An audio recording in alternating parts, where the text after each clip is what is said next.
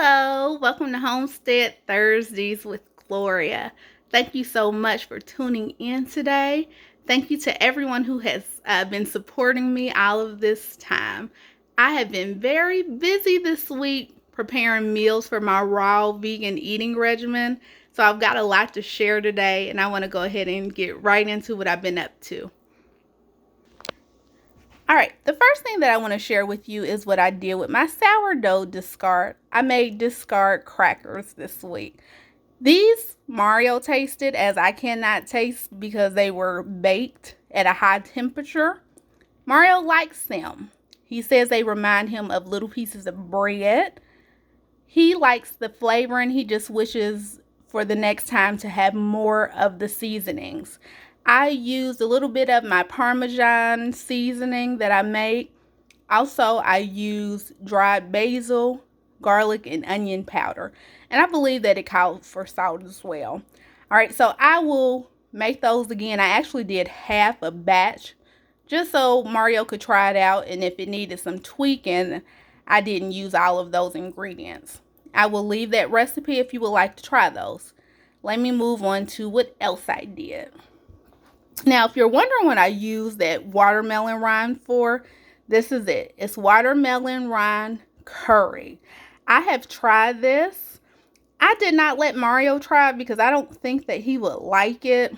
And it was okay for me. I think that I'm going to freeze this, and when I come out of my raw eating regimen, I will make some white rice and try it together and see if I like it better that way. This was a very interesting dish to make. With the watermelon rind, I had to take out the hard green peel on the outside. But that's something that's really new to me. I didn't even know that you could eat the watermelon rind until maybe a couple of months ago when I made that watermelon rind jam. They've got it where you can candy the watermelon rind. You can put it in shakes. There's so much that you can do with it. Now, when I was making this dish, you can see over there, I had to make 2 seasonings. I had to make anchor, which is basically dehydrated mango that I ground down. You can see how beautiful the color is. It smells good. I want to just try that seasoned on something sweet. I bet it will taste wonderful. And then I had to make this garam masala. It had a lot of spices to it, maybe 5 or 6. I pictured it before, and it's just a very earthy type of a seasoning. It wasn't hard to make, and I'm finding that sometimes when a recipe calls for a very different type of seasoning, you can buy it at the store, but sometimes the store might not have it, so you might have to get it off of eBay or Amazon, but oftentimes you can make it. So that is the watermelon rind curry. Now let me go on to what I did next. I did a little bit of canning. All right, and you can see in the back, I've got this peach butter. That's the last batch of peach butter I made. And then I did a new batch.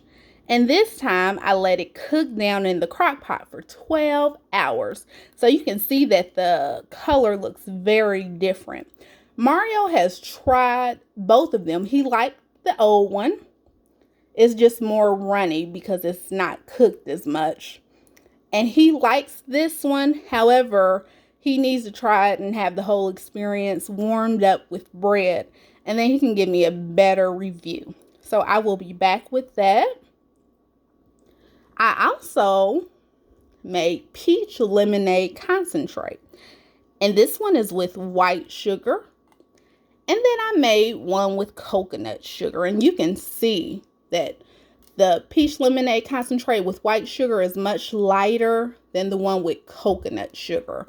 Now, Mario, he has tried the regular one. He loves it.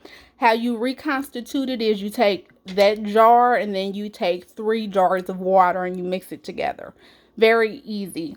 I believe that's the same ratio that it was for the strawberry lemonade concentrate. And with the watermelon lemonade concentrate, it was 1-to-1 ratio because I didn't use a lot of sugar with that. So Mario still has yet to try the coconut sugar peach lemonade concentrate. I'm not certain if he will like it because he's not a big coconut person, but if he doesn't like it, I'm sure I can find someone who will. All right, I've got a couple of updates. If you see right here, this is the brine from those bread and butter pickles that I made a few weeks ago. I tried it. Mario tried it. This was before I started my raw regimen. I love it. He loves it. Now, we tried the dill and I threw it out because I didn't even like it. Which is so strange because I love dill pickles much more than bread and butter pickles. That's Mario's favorite. But for some reason, I did not like that brine. So I'm wondering when we finally taste the pickles if I won't even like those pickles. And that makes me sad because I turned out a good bit, enough where I wouldn't want to waste it. So I'm going to save this brine. If I by chance do not like those dill pickles that I made, I probably will see if I can pickle them in this bread and butter brine for a little bit and see if they taste better. So I did want to give that update. And I'm going to go ahead and start talking to you about what I've been doing for my raw regimen. The first thing I want to talk about is this Pecan Mince. It's by Tabitha Brown. This is my second time making it, and this is for her raw burger. Now this time it came out much better. It packs together better for a burger, and also I've used it for meatballs. Tastes wonderful. You can just see some of those vegetables in there. There are sun-dried tomatoes. There are green peppers. There's onion in there, I believe, mushrooms. It's just very flavorful, and it even smells good. So I'm really excited about that. Let me move on. I made that walnut raisin pesto. Now, I have made this several times before as a vegetarian and a vegan. To make it for raw veganism, I simply did not toast the walnuts, and it was fine. Now, I will say the recipe calls for you to boil the garlic in water for a couple of minutes, but I never did that. So I didn't have to worry about that part. It is very thick. However, it still tastes good. I figure I could probably thin it out with maybe a little bit of plant butter, but I'm not certain on how to really do that. I would have to look it up. And to be honest, I haven't had pesto that much in restaurants, so I'm not even really sure what the consistency should be if I go to a restaurant. But the flavor is amazing. I love the sweetness from the raisins. There's a little bit of acidity from the lemon. When I made this with my raw pecan mince and did kind of a pesto pasta, it was good. Mario even liked it. All right, so I will be eating that again. Let me go ahead and move on. I made that walnut cheese again. This time I added garlic because I like the garlic cashew cheese. But I wanted to see if I could flavor the walnuts with the garlic because walnuts are cheaper. And it tastes really good. The only thing I forgot to do was to add some turmeric to give it more of an orange color. I have to do that the next time. Tastes good. I think that I will keep this in rotation. I'm going to move along. I made Tabitha Brown's guacamole. And generally when I make guacamole, I normally eat it all in a setting because it turns very quickly. However, I read where you could keep the pits or the seeds from the avocado and it'll keep it. So I added the 2 seeds that I had, put a little bit of lime juice, and it has kept pretty good. I'm quite excited. I did her recipe spot on, except for I have some guacamole seasoning that I added. I like this a lot. And what's so interesting is I had never even heard of avocados or guacamole until about 2.5 years ago when Mario and I gave up meat. And I am not a big avocado fan. It cannot be the star of the dish. But this here guacamole, I can eat it with corn chips, which is so different for me. So I definitely know that my taste buds are still changing. I'm going to go ahead and move on. Now, the last time I did my raw eating regimen, about a week into the regimen, I made my first sweet, or one of my first sweets, which was raw sweet potato pie. And it was okay. I needed to doctor it up. And I liked it much better when I loaded it with whipped cream and ice cream. And especially after it's set for a few days. So this time when I made it, I doctored it up. And this filling is wonderful. I will let it set in the fridge for a couple of days. I will make some ice cream at some point, as well as some whipped cream, and try it again. I'll tell you that the filling was so good. I made a puree for when I do nice cream. And what nice cream is basically when you take some bananas, you peel them, cut them, freeze it, and then you take it out of the freezer and you blend it. You can have it like that, or you can add some peanut butter, you can add cinnamon, you can add different fruits. I've done it with berry juice, and so I'm going to try it with this sweet potato puree, and I just think it's going to taste amazing. I don't know, but this raw eating regimen is making me be a fan of sweet potatoes. And I really am not a sweet potato fan. I love pumpkin. But this right here is a game changer. I liked it so much, I wrote down how I measured it. Because I, didn't do the same thing that the author did. And so that I could remember it for the next time. Because I will make it the next time. And I think I'll do a full recipe where I put it in the little tin pan. Mario even liked the filling. And he loves sweet potato pie. So I know that was good. Moving right along, I went ahead and I made my raw peanut butter, which I had been wanting to do for several weeks. It was not hard to do. The only thing was you had to take the peanuts out of the shells. But after that, you just added it with some oil and it just turned out smoothly. It is a little bit thick, but I think peanut butter generally is thick. You can see that there's a lighter color because it's not cooked.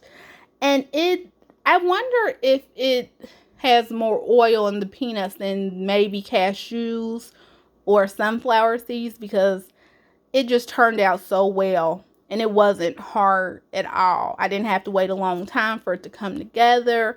I may have had to add a little more oil to get it to move, but it was wonderful. I did a half recipe, and I will actually be making that again because I want to do some raw peanut butter cookies. All right. And with this, I did not flavor it so that it could last longer. So I will flavor it a little bit as I go by adding some liquid sweetener and maybe some vanilla extract. Now, underneath that is raw strawberry jam. This is really good. It's low carb because I didn't use maple syrup. I used my imitation honey. Okay, and so it was very easy to make. I only wish that I had more strawberries, just because there's more puree than there are chunks. You're supposed to have a little bit of chunk in there. But I tried both of these, and I tried them on this seed cracker. Very easy to make. Simple. I loved it. You can see it right there in the back. It's being held together mostly with flax seeds, but there are also pumpkin seeds, sunflower seeds. There are black sesame seeds and white sesame seeds as well. I will make that again. It's a nice little snack. Now let me tell you about what else I've dehydrated. Over here is that plum leather. This one was a different recipe. It's thicker. The flavor is pretty good.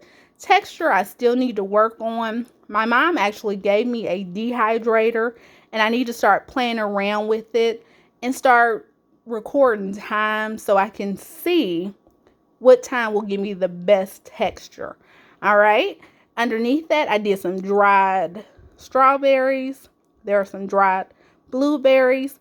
Both of these were okay. They're a little different. I almost feel like I would rather have the regular fruit. I did my prunes again. I dehydrated them from plums. This time I took them out a little sooner, and they are not as chewy. Excellent. I'll probably be making some more of those soon.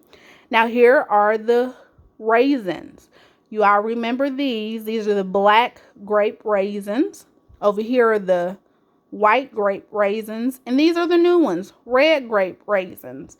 Now, when I did this the first time, I think I took it out too soon when I tried it, it still tasted like a grape. So I put it back in, and you can see that it's smaller. It looks like a raisin. But I will say this is my least favorite of the raisins. I probably would just like to eat them as grapes. They're too sweet. So you can see the textures are similar. The colors are a little bit different. But for me, as far as flavor, I love the black grape raisins and I love the white grape raisins. All right, let me move on. I flavored my second batch of kombucha. This is not all I flavored because I did a lot of repeat flavorings, but I wanted to show you the ones that are new. This one right here is pineapple. This one right here is green grape. This is red grape. And this is cantaloupe. And I will tell you, as soon as I flavored the cantaloupe kombucha, I could tell that it was not sweet enough, because when you flavor it, you'll see little bubbles. I did not see any little bubbles, and I wish I had actually did mango. So hopefully mango will still taste good when my third batch is finished. You can see it there. This one is Assam black tea with green tea. My SCOBY, which is up there at the top. Sometimes people call it a mother. It is so beautiful, and there are actually two. Every time that I make kombucha, a new SCOBY will grow on top. So this should be ready in about 4 weeks. I went ahead and I let the tea steep all night long. So this one should be good and strong. All right.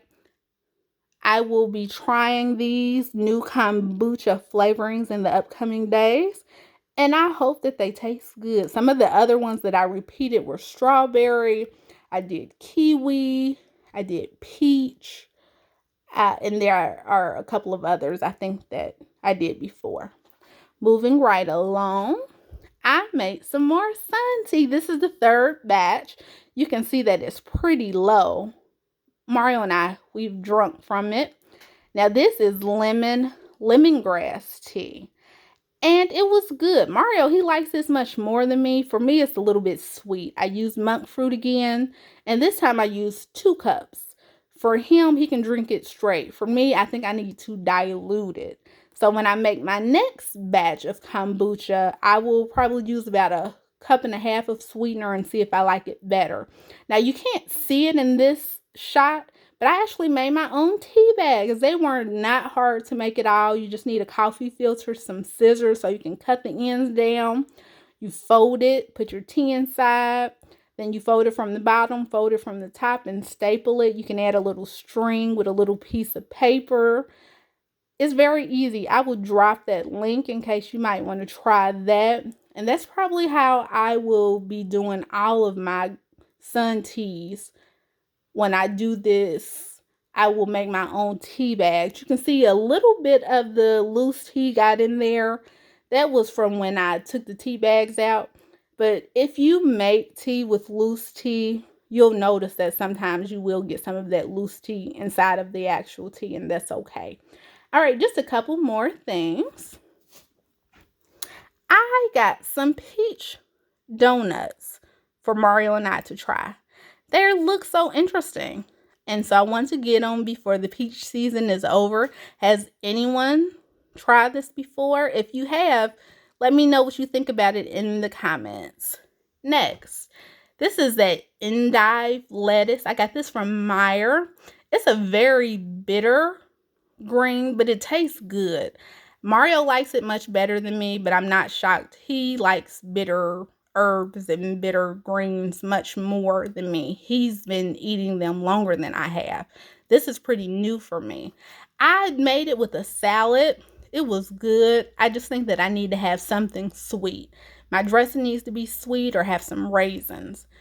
Have you ever tried endive lettuce? What's your favorite lettuce to use when you're making salads? My favorite is green leaf, but I also like red leaf. Also, I got some Easy Break coconuts. These came from Meijer. I looked up a video on how to do it, so this will be exciting.